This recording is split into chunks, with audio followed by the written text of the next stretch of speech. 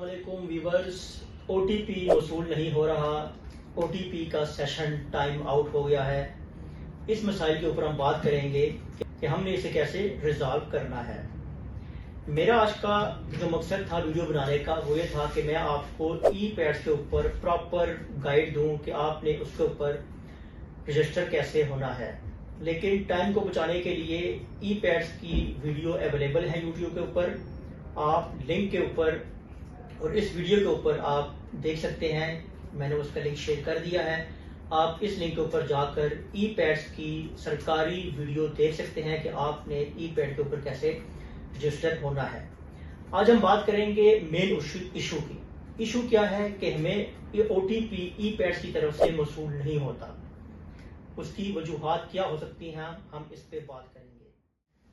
सबसे पहला इशू, हमें टाइम के ऊपर OTP मौसूल नहीं होता। दूसरा इशू कि OTP इंटर करने का जो टाइम सेशन होता है वो एक्सपायर हो जाता है।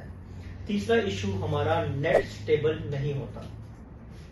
तो आइए हम इस पे बात करते हैं कि इनकी क्या वजूहात हो सकती हैं।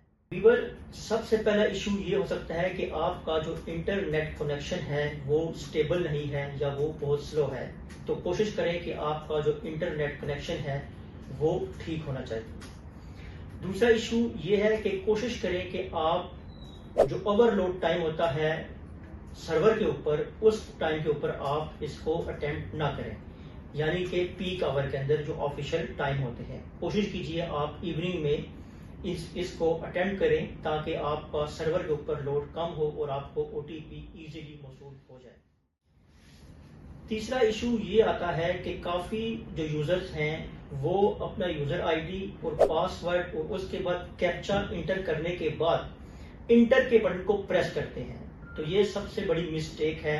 आपने इंटर के बटन को प्रेस नहीं करना, क्योंकि उसके नीचे एक OTP सेंड का ऑप्शन आ रहा होता है। आपने उसके ऊपर जाके क्लिक करना है, जो प्रॉपर मेथड है OTP रिसीव करने का।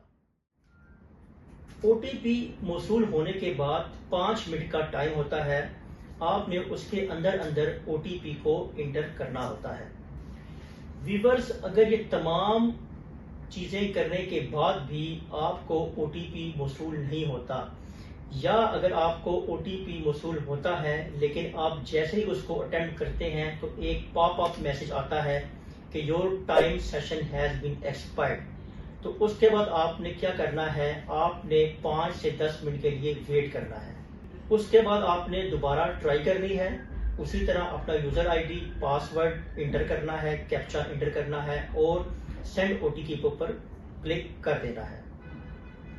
अगर यही पॉपअप दोबारा आता है कि आपका टाइम एक्सपायर हो चुका हुआ है या आपकी अटेम्प्ट जो है वो कंप्लीट हो चुकी है, तो आपने उसके बाद आधे घंटे के लिए वेट करना है और 30 मिनट के बाद आपने दोबारा से ट्राई करनी है। अगर उसके बाद भी आपका OTP आपको मौसूल नहीं होता या टाइम एक्सपायर्ड या OTP लिमिट एक्सपायर्ड का मैसेज आता है, तो आपने 3 दफा करने के बाद आपने 24 घंटे के लिए आपने वेट करना है और 24 घंटे के बाद आपने दोबारा ट्राई करनी है। उम्मीद है कि उस वक्त आपका OTP एक्सेप्ट हो जाएगा। अगर 24 घंटे गुजरने के बाद भी आपका OTP एक्सेप्ट नहीं होता, तो आप व्यूअर्स, नीचे मैं ई-पैड्स का ऑफिशियल नंबर और उनकी वेबसाइट का लिंक दे रहा हूं, आप स्क्रीन पे देख भी सकते हैं। आपने इनको कॉल करनी है और आपने बताना है कि ये मेरा यूजर आईडी है, इसके ऊपर मुझे OTP जो है वो वसूल नहीं हो रहा या मुझे OTP एक्सपायर्ड का पॉपअप या मैसेज आ रहा है। वो वहां से मैन्युअली आपके सिस्टम को रिफ्रेश करेंगे और उसके बाद आप दोबारा ट्राई कर सकते हैं।